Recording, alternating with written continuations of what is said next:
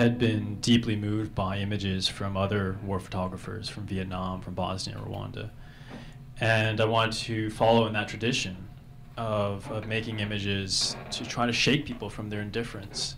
But I felt that after nearly 10 years of war, my images weren't really having much impact, that society had become numb to these pictures. And so I moved into video and film, but I had no intention of actually making a film. There is a very formal embed process for journalists. You sleep, eat, and go out on combat patrols, and it's up to you to figure out how to take care of yourself. There's no one hand-holding you.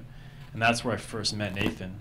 And I followed him as he went further into this stronghold, and we got to know each other very well. But I didn't know the film was going to be about him. I didn't know it was going to be a film about coming home from war.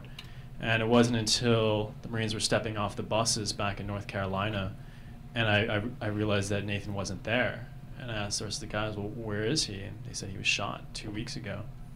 And then I sort of realized that the experience of war isn't simply about what happens on the battlefield, that the fighting doesn't stop when these men return home. I'd like to just kind of ask, where did you come from as an artist and as a content developer to get that really authentic condition of what I perceive to be what someone would go through in that situation? It was based on my personal experiences. And it was very difficult for me to convey those. I mean, it's hard enough to talk about it. And how do I show it in images and sound? And so what I did was take sounds that I collected in the field, and very human, emotional sounds, crying or cheering, and I slowed those down to 2% or 4%. And I underlaid those in some of these scenes to give this very low droning sensation to try to convey some of these things that are indescribable. To give that sense of numbness, of disorientation. And we went through all this footage and tried to decompress what this experience was, what has been portrayed in mainstream media in Hollywood, what that representation, that false representation of a sort of glamorized, heroic kind of Hollywood side, and then what's the more honest, real version. And we had to sort of separate those two. But it was bringing my personal experiences and trying to translate them into sound and pictures. There are more veterans coming back from Afghanistan and from Iraq than we've ever had. I think even more coming back into college campuses than Vietnam. But the integration here is worse than ever. When people came back from World War II, the GI Bill as a percentage of federal spending was very robust. Instead of me saying this, I'm curious if someone from AU Vets would be willing to just stand and say what AU Vets is. You look at the movie, and most war movies, there's a question about what happens afterwards. Where do they end up? What happened? Where do they go?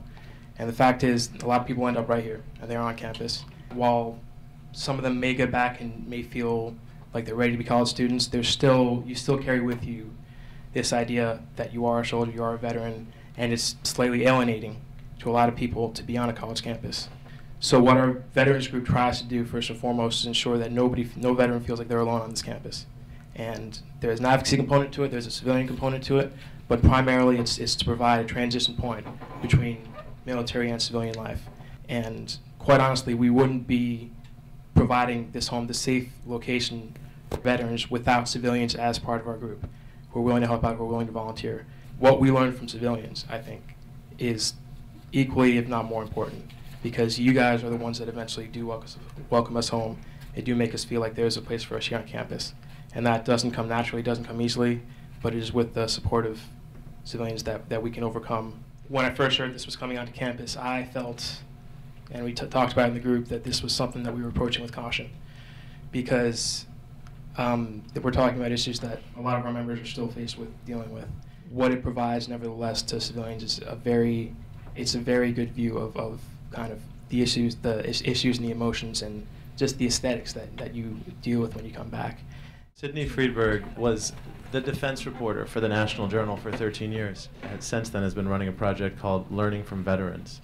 So Sidney, for those of us of our generation who aren't veterans and have never served, what can we do, aside from seeing the film and encouraging other people to see the film and just be aware of this, what can we do to try to bridge this gap between us and the people that are among us, whether it's here at AU or at the job or on our jobs, who have served and we haven't? There are a lot of these volunteer organizations want to get actively involved.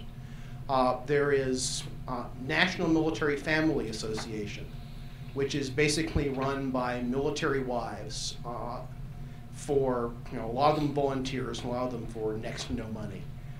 It's the only organization that's officially focused on the whole family, not just the vet themselves.